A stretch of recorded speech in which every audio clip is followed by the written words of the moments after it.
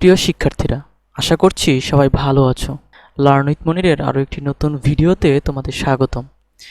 আমি আজকে আলোচনা করব সপ্তম শ্রেণীর ডিজিটাল প্রযুক্তি বইটির শিখন অভিজ্ঞতা ৩ তথ্য প্রযুক্তির মাধ্যমে ভার্চুয়াল পরিচিতি তৈরি এর সেশন ৪ নিজের ভার্চুয়াল পরিচিতি তৈরি করি। আজকে আমরা কিশোর বাতায়নে নিজেদের একটি ভার্চুয়াল পরিচিতি বা অ্যাকাউন্ট তৈরি করব। তো সেটি কিভাবে করব চলো দেখি।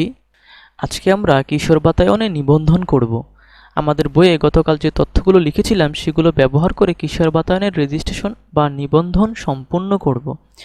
এখানে তোমাদের ভার্চুয়াল পরিচিতি ব্যবহারের কিছু নৈতিক দিক সম্পর্কে লেখা আছে। অনেক সময় আমরা দেখতে পাই যে আমাদের কোনো পরিচিত মানুষ ভুল করে অতিরিক্ত ব্যক্তিগত তথ্য তার ভার্চুয়াল পরিচিতিতে দিয়ে দিয়েছে। এর অর্থ হলো আমরা ডিজিটাল মাধ্যমে হঠাৎ করে তার ব্যাপারে এমন কিছু জেনে ফেলেছি যেটি আমাদের জানার কথা নয়। তাহলে কি আমরা সেই তথ্যের অপব্যবহার করব? কখনোই না।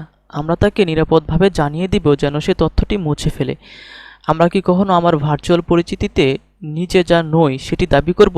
প্রথমত, কখনো নিজের ব্যাপারে ভুল বা অতিরঞ্জিত তথ্য একবার ডিজিটাল মাধ্যমে চলে গেলে সেটি মুছে ফেলা প্রায় অসম্ভব। কাজে আমরা এমন কোনো কাজ করব না যেটি 30-40 বছর পরও আতঙ্ক হয়ে আমাদের তাড়া করে বেড়াবে। কিশোর বাতায়ন বা কানেক্ট এর রেজিস্ট্রেশন বা সাইন আপ করার পর আমার ভার্চুয়াল পরিচিতির বিস্তারিত তথ্য দেওয়ার জন্য আমাকে তথ্য সম্পাদন করতে হবে।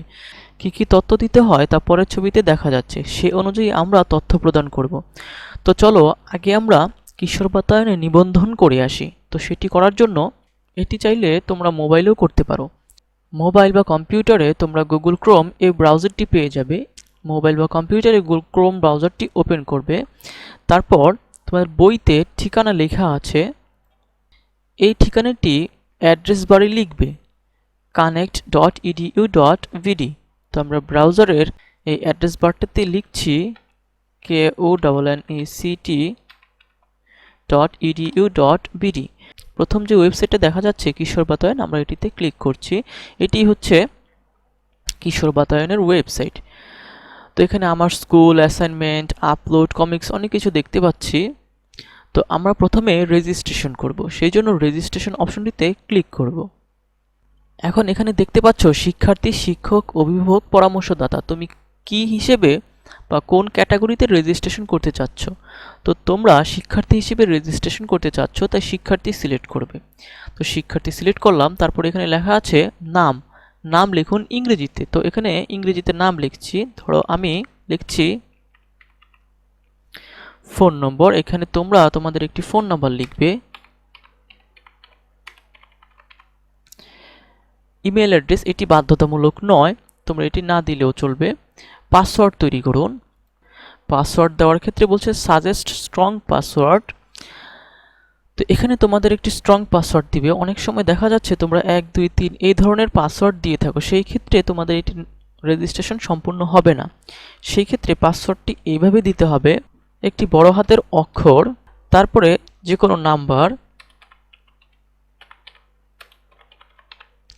তারপরে ছোট হাতের অক্ষর, তারপর বিশেষ চিহ্ন। আমি তোমাদের পাসওয়ার্ডটি দেখিয়ে দিচ্ছি। এই আইকনটিতে ক্লিক করলে তোমরা পাসওয়ার্ড দেখতে পারবে। দেখো আমি পাসওয়ার্ডটি ব্যবহার করেছি। একটি বড় হাতের অক্ষর, তারপরে কিছু সংখ্যা, তারপরে একটি ছোট হাতের অক্ষর, তারপরে একটি বিশেষ চিহ্ন।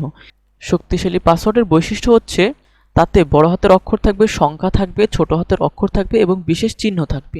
তো তোমরা এই ধরনের একটি শক্তিশালী পাসওয়ার্ড দিয়ে নিবে। তারপর এখানেও সেম পাসওয়ার্ডটি দিয়ে নিবে।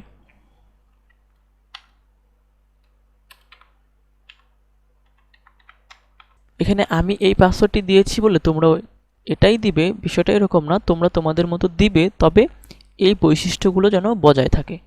তারপর প্রতিবন্ধী কিনা, সেক্ষেত্রে না সিলেক্ট করলাম।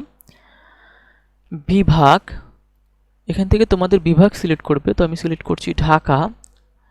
জেলা আমার হচ্ছে গাজীপুর জেলা। তারপর উপজেলা কাপাসিয়া উপজেলা।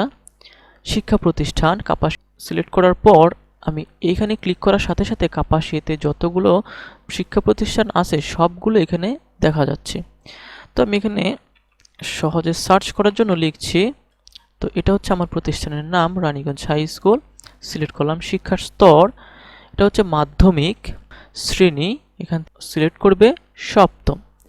গ্রুপ, সপ্তম শ্রেণীতে কোনো গ্রুপ থাকে না, সেই জন্য এখান থেকে গ্রুপ সিলেক্ট করার প্রয়োজন নেই। তারপর জন্ম তারিখ, এটিও তোমরা এখন না দিলেও চলবে, পরবর্তীতে দিলেও সমস্যা নেই। তারপর লিঙ্গ, পুরুষ না মহিলা, সেটা এখান থেকে সিলেক্ট করে নিবে। তো আমি পুরুষ সিলেক্ট করলাম, নিবন্ধন অপশনটিতে ক্লিক করলাম।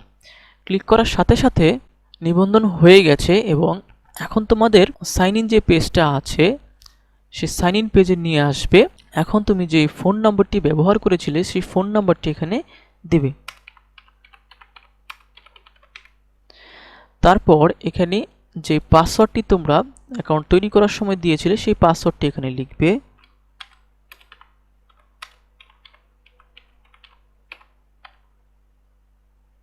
এবার সাইন ইনে ক্লিক করবে। তোমরা এরকম একটি ইন্টারফেস দেখতে পারবে। এখন তোমাদের বইতে বলা আছে